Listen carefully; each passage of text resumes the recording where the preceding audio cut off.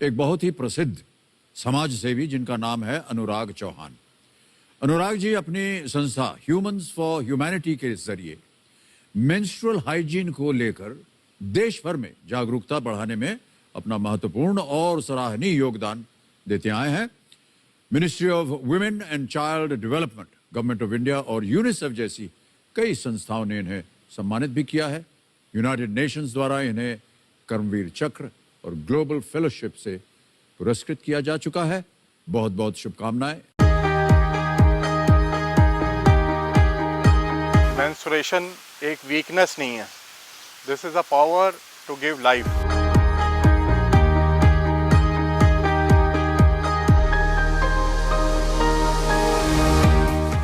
ये शुरू किया सर। सोशल वर्क की शुरुआत मैं जब 14 साल का था तब हुई थी। तो नया शब्द जो सीखा था वो था वुमेन एम्पावरमेंट, जिसमें दिखाया गया कि 1,80,000 महिलाएं हर वर्ष हमारे देश में मरती हैं। ये हमारा दिस इज़ द मूल, this is the main point of being a human being. This is what makes us different from all the other beings on this planet. एक कमी थी, भगवान ने इतनी भर के पूरी करी कि अब मेरी बहनें पूरी देश भर में, पूरी दुनिया भर में इतनी बहनें हैं।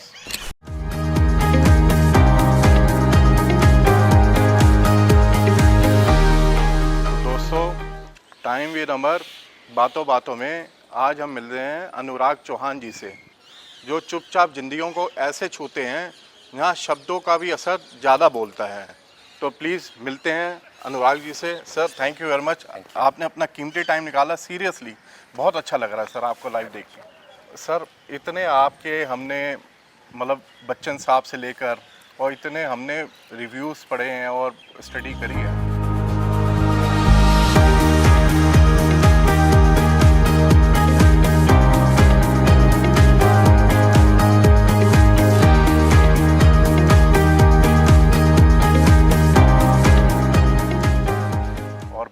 सी बातें आपसे हमने करनी है क्योंकि आपने इतने सेंसिटिव इशू को मेन फोकस में रखा हुआ है। कितने टाइम से सर आप इस लाइन में, मतलब कब से आपने ये शुरू किया सर? सोशल वर्क की शुरुआत मैं जब 14 साल का था तब हुई थी। ओहो। और तब से लेकर अभी तक हम लोगों ने अलग अलग प्रोजेक्ट्स पे काम किया है जी। जो सबसे पहला प्रोजेक्ट मैंने शुरू किया था देहरादून शहर में, वो था वेस्ट मैनेजमेंट के ऊपर, गार्बेज डिस्पोजल के ऊपर। और 2011 में मैंने एक आर्टिकल पढ़ा जिसमें दिखाया गया कि 1,80,000 महिलाएं हर वर्ष हमारे देश में मरती हैं because of poor menstrual hygiene. एक नया शब्द मैंने सीखा था, एक स्कूल का बच्चा था जी। तो नया शब्द जो सीखा था वो था वुमेन एम्पावरमेंट। तो मेरे जहन में ये बात आई कि कोई इसके बारे में बात क्यों नहीं कर रहा है। इतनी महिलाएं अगर मर रही हैं तो क्या ये एक ऐसा टॉपिक नहीं है जिसको हर कोई बात कर रहे हैं इसके बारे में? But no. तो 2014 में मैंने वॉश प्रोजेक्ट स्टार्ट किया, वुमेन सैनिटेशन हाइजीन, जिसको लेकर हम अभी तक 7 स्टेट्स में पहुँचे और 4.5 मिलियन वुमेन तक पहुँचे। ग्रेट। तो this is how it started. Sir इतना आप काम कर रहे हैं, मेरे को ये लगता है कि आज भी ये मेंस्ट्रुएशन को लेके सोसाइटी में एक टैबू है कि मतलब लोग थोड़ा सा आज भी, मुझे लगता है कि बात करने में आपको क्या, मतलब आप क्या कहते हैं इस बारे में? कि बिल्कुल, periods and menstruation is very personal matter जी। तो टैबूज़, मैं कहता हूँ हमेशा जो भी टैबूज़ आज एग्जिस्ट करते हैं वो एक ज़माने में रेलेवेंट थे। फॉर एग्जांपल, अगर एक महिला को कहा जाता है कि आप आराम करिए और इस वक्त आप अपने किचन में ना जाइए, उसका एक साइंटिफिक रीज़न जो लोग अपना दिमाग का इस्तेमाल नहीं करते हैं, बस जो उनको बताया जाता है उसको फॉलो करते हैं blindly, and that is what is wrong. क्योंकि अगर परमात्मा ने या भगवान ने हमको यहाँ पर बुद्धि दे के भेजा है तो वो इसलिए भेजा है कि आप उसका इस्तेमाल करें। जी बिल्कुल बिल्कुल। जब हमारी जॉइंट फैमिलीज हुआ करती थी तो कोई ना कोई रहता था जो काम कर सकता है। Now in nuclear families, if there is one person at home, a mother won't send her child to school without food. Yeah, exactly. So in today's day and time, I think men and sons should help their mothers and participate in the kitchen activities rather than talking about women empowerment. Because कई बार जब हमने इसके बारे में बात करी, मेरी माँ ने मुझसे सिर्फ एक बार पूछा कि कितनी बार किचन में आके तुमने बोला कि क्या मैं हाथ बटा दूँ, क्या मैं आपकी मदद कर दूँ? Have you ever acknowledged this job that I have done for you throughout my life? of cooking food for you, of taking care of you. She said this is a full-time job. क्या biggest challenges आप face करते हैं during your journey? क्या क्या आप अभी तक face करा या कर रहे हैं? चैलेंजेस तो हर किसी की लाइफ में आते हैं, जी। मेरी लाइफ में भी थे। उन पे ना मैं ज़्यादा फोकस करते हुए मैं तो हमेशा यही कोशिश करता हूँ कि जो पॉजिटिव्स हैं मैं जी। उनको ज़्यादा फोकस करूँ। बीइंग अ मेल, ये भी एक उससे भी पहले सोशल वर्क में जाने तक, मतलब मैं ये समझता हूँ कि लोगों की मानसिकता ऐसी है कि जब हम लोग गार्बेज कलेक्शन करते थे उस वक्त पे हमको लोग पूछते थे आप तो पढ़े लिखे हैं आप, और मेरा जवाब उनका हमेशा यही था कि क्योंकि हम पढ़े लिखे हैं इसीलिए हम ये गार्बेज कलेक्ट करते हैं। ठीक है। सिमिलरली जब मैं सोशल वर्क की फील्ड में आया और मैंने मेंस्ट्रुअल हाइजीन पे काम करना शुरू किया तो लोगों ने बोला ये पागल हो गया है, ये लड़का कैसे बात करेगा इसके बारे में, ये तो पुरुष होके महिलाओं से कैसे बात करेगा, 100 अदर थिंग्स। उसके बाद मैंने बैचलर्स की डिग्री करी सोशल वर्क में, मास्टर्स की डिग्री करी सोशल वर्क में, तो लोग ये सवाल पूछने लगे कि ये कौन सी डिग्री होती है। ठीक है। आज की डेट में भी सोशल वर्क को एक प्रोफेशन माना नहीं जाता। नहीं माना है। और शर्म की बात यह है कि लोगों को ये भी नहीं पता कि सोशल वर्क होता क्या है, क्योंकि उनको खुशी चाहिए, उनको फील होना है कि अच्छा मैंने कुछ किया है। हालांकि जब लोग खाना किसी को बांटते काम अच्छा करते हैं, पर मैं उनसे एक सवाल पूछता हूँ कि कल कौन खाना खिलाएगा। सो एज सोशल वर्कर्स हम लोग सोल्यूशन पे, ग्राउंड वर्क पे, ग्रास रूट पे, जड़ से काम करते हैं। और जब कोई काम करता है कि हम एक पैड बांट के आ जाते हैं एक महिला को कुछ देके, उससे that's not the solution. One day solution. It's not a one day solution also. आप उनको इंडिपेंडेंट बनाने के बजाय डिपेंडेंट बनाते हैं। Exactly. आप जब उनको एक बार खाना देंगे, 2 बार खाना देंगे, 10 दिन खाना देंगे, 1 महीने बाद वो काम करना छोड़ देगा कि खाना तो आ ही रहा है कहीं ना Right, कहीं very से। सो वो डिपेंडेंसी हटाकर हमको उनको इंडिपेंडेंट बनाना है, यही हमारा मोटिव रहा है। चैलेंजेस और ये भी आए हैं कि हम जब स्टार्टिंग में महिलाओं के पास मिलने जाते थे तो वो सोचती थी भैया कैसे आए हैं, क्या बात कर रहे हैं, शर्माती हैं। फिर धीरे धीरे अच्छा ये है कि हम ऐसा नहीं कि सीधा जाके उनसे बात करते हैं। We have 6 months gap in between जहाँ पर हम लोग रैपो बिल्डिंग करते हैं। ओह। उनके साथ अलग अलग एक्टिविटीज़ में इन्वॉल्व करते हैं ताकि एक ट्रस्ट बिल्डिंग एक्टिविटीज़ होती है वो उनके साथ हो। तो ऐसे करके हम उन तक पहुंचते हैं। कई कम्युनिटीज़ ने हमको बहुत सपोर्ट किया है। इनफैक्ट राजस्थान का एक गांव है जहां पर वो मुझे डॉक्टर बाबू कहलाते हैं। अच्छा। क्योंकि उन महिलाओं को पता नहीं कि ये कौन है क्या है, बट मेरी बातें सुन के या मेरे वर्कशॉप्स अटेंड करके वो कहते हैं ये तो डॉक्टर बाबू आए हैं। मेरे पास रक्षाबंधन की एक तस्वीर है जिसमें मेरे यहाँ तक राखी बंधी थी। Oh great. एक गांव है चोमू करके जी आई नो जयपुर में। I know I know been. तो वहाँ पर उनके राज परिवार ने मुझे बोला था कि ये रक्षाबंधन का दिन है और अगर आप आ सके यहाँ पे वर्कशॉप देने के लिए तो आप दीजिए। तो जब गांव की औरतों को वर्कशॉप दी, राखी किसी के पास नहीं थी, पर वो जो मौली होती है, बिल्कुल। मौली से उन्होंने इतनी मेरे को राखी बांधी कि मेरा पूरा हाथ पूरा भरा हुआ था। तो वेरी नाइस। भगवान का शुक्र है कि ऐसे भी कई मौके मिले जहाँ पर 500-600 महिलाओं ने बोला ये हमारा भाई है। My mother did not give birth to a child who was a girl. Though she was pregnant at the age of, I was probably 5 years of age, जब मेरी माँ प्रेग्नेंट थी, और उस वक्त पे हमको पता था कि ये बहन होने वाली है।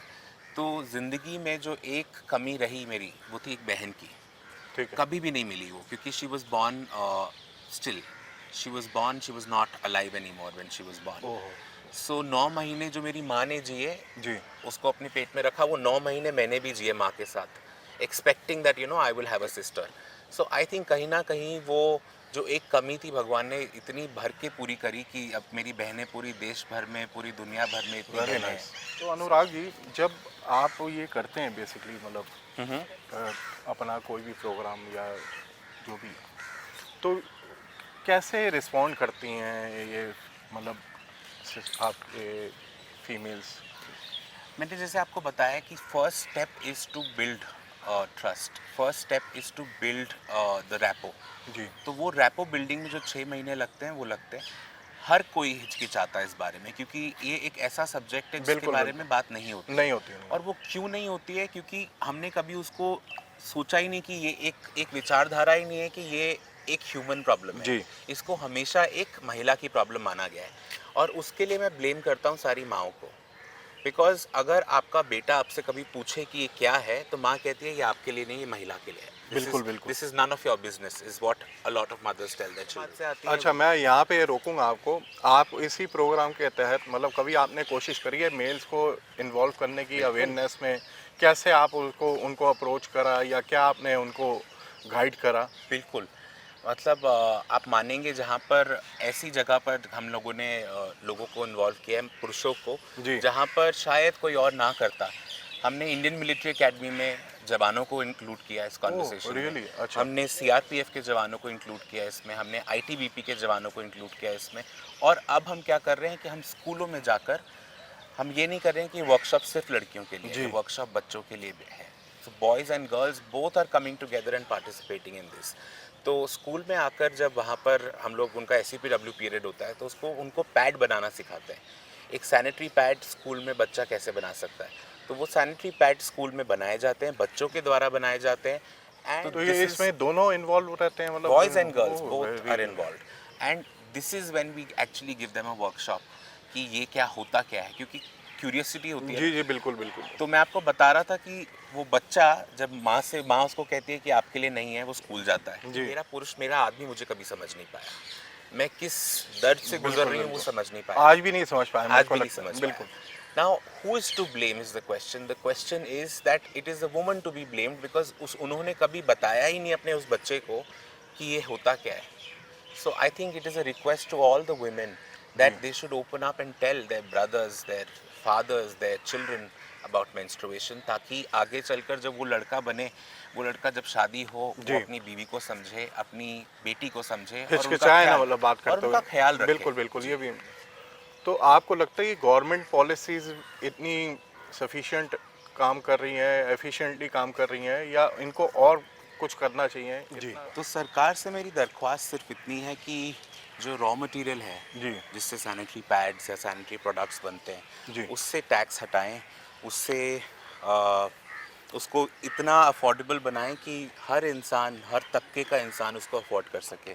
क्योंकि अमर जी, मैं आपको बताऊं कि आज की डेट में भी कई ऐसी जगह हैं जहां पर महिलाएं सैनिटरी पैड इस्तेमाल नहीं कर पाती हैं क्योंकि वो अफोर्ड नहीं करती हैं, और उसके लिए उनके जो ऑल्टरनेटिव्स होते हैं वो इतने बुरे होते हैं कि उनका बहुत साइड इफेक्ट होता है। Women have been using sand, ash, dry leaves, dirty cloth, ओहो। ऐसी चीज़ों का वो इस्तेमाल करते हैं जो भी उनका लिक्विड एब्जॉर्ब कर सके। उनको सैनिटेशन, उनको सैनिटरी प्रोडक्ट्स का कोई अंदाज़ा नहीं है, उससे जो इन्फेक्शंस होते हैं उसका कोई अंदाज़ा नहीं है, और इसकी वजह से कैंसर भी फैलता है, इसकी वजह से बीमारियां भी फैलती हैं। 5th biggest reason in the world for women to die. So आप देखिए कि ये सिर्फ एक भारत देश की प्रॉब्लम नहीं है, ये पूरे विश्व की दिक्कत है। बिल्कुल। और इसकी वजह से, इसके लिए आई थिंक पूरे विश्व को काम करना चाहिए, जो कर रहे हैं। बर्लिन में एक वॉश अलायंस है जिसका मुझे अभी रिसेंटली एक एम्बेसडर बनाया गया है। जैसे ही वो मूवी एक आई थी पैडमैन जी। उस मूवी के बाद मैंने देखा कि हर कोई इस फील्ड में काम करना चाहता है, जो बहुत अच्छी बात आपको है। भी पैडमैन के नाम से जाना जाता होगा? कई लोग कहते हैं, कई लोग पैड वॉरियर कहते हैं, बट जो एक चीज़ का मेरे को प्रॉब्लम ये होती है कि आप जब आधी नॉलेज के साथ फील्ड पे जाते जी। हैं और महिलाओं को आप गलत इन्फॉर्मेशन देते हैं, वो बहुत डेंजरस है।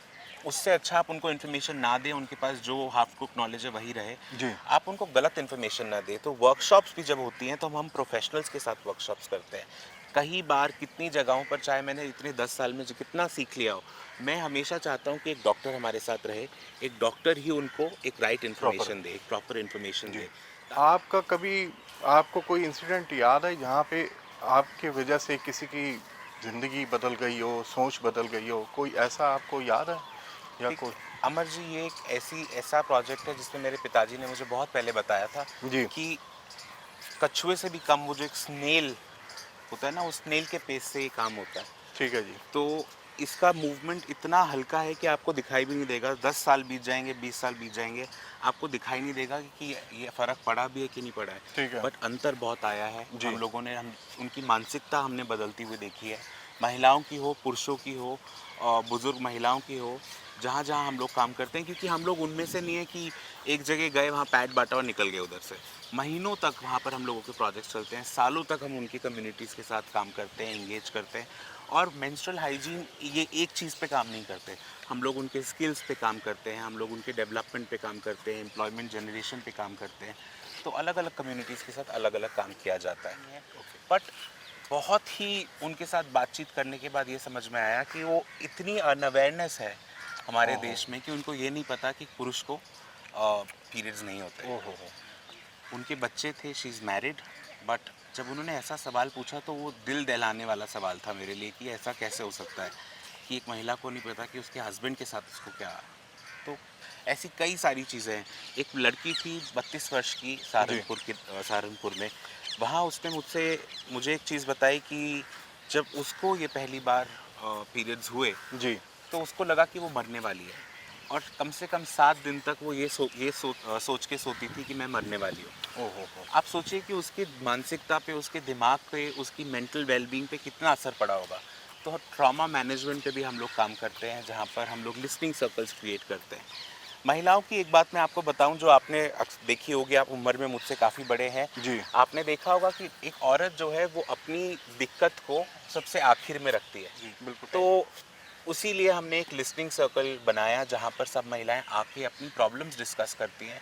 We have professionals on board जो उनकी इन बातों को सुनते हैं और फिर 1-to-1 इंटरेक्शन महिलाओं के साथ करते हैं कि अगर उनको कोई मदद चाहिए, चाहे वो फिज़िकल हेल्प हो, मेंटल हेल्थ हो, न्यूट्रिशनल हेल्थ हो, इन सब चीज़ों के ऊपर वो बात कर सकती है। एंड देन देयर काउंसलर्स कि अगर आपके पास कुछ ऐसी बात है जो आप नहीं किसी के साथ कर पाती हैं तो काउंसलर के साथ आप करें। एंड ये फ्री सर्विसेज भी provide to all the women in the communities. Anurag ji, in the end कोई मैसेज हमारे थ्रू आप सोसाइटी को देना चाहते हो तो प्लीज़ बताएं। ऐसे तो मेरी उम्र इतनी नहीं है कि मैं किसी को कोई सीख दे सकूं, पर जो मैंने सीखा है वो मैं शायद आपके साथ साझा कर सकता हूं। At the age of 15, I was fortunate enough to meet His Holiness Dalai Lama, and for about half an hour, I did not know what to say. मैं उनसे क्या पूछता, पर एक 15 साल की उम्र के लड़के को ना तो मेडिटेशन के बारे में कुछ नॉलेज थी, ना ही स्पिरिचुअलिटी के बारे में कुछ नॉलेज थी, और ना ही दलाई लामा क्या चीज़ है उसके बारे में कोई नॉलेज थी। मेरा सवाल उनसे था कि मैं बुद्धा को कहाँ ढूंढूं, where do I find Buddha? And to that he replied, each time there is a smile on someone's face and you are the reason for that smile. For that fraction of moment when that person smiles, you become Buddha. You don't need to go find him. So I think compassion is the mantra. I think each and every one should have compassion. Humanity और compassion दो ऐसी चीज़ें हैं जिसको लोगों ने बहुत महान बना दिया है, बट मैं आप सभी को बताना चाहता हूँ कि ये महान नहीं है, ये हमारा, this is the मूल, this is the main point of being a human being. This is what makes us different from all the other beings on this planet. I believe all of us need to be compassionate and humane towards the society we live in. Thank you so much. अगली मुलाकात तक उन आवाज़ों को फैलाएं जो बदलाव लाती हैं। मेंस्ट्रुएशन एक वीकनेस नहीं है, this is a power to give life. तो break the silence, spread the awareness. तो दोस्तों, अगर आपको अनुराग जी की स्टोरी इंस्पायर करती है तो प्लीज़ वीडियो को लाइक कीजिए, चैनल को सब्सक्राइब कीजिए और बेल आइकन दबाना ना भूलिएगा। तो मिलते हैं जल्दी। Till then, goodbye and take care. Thank you very much.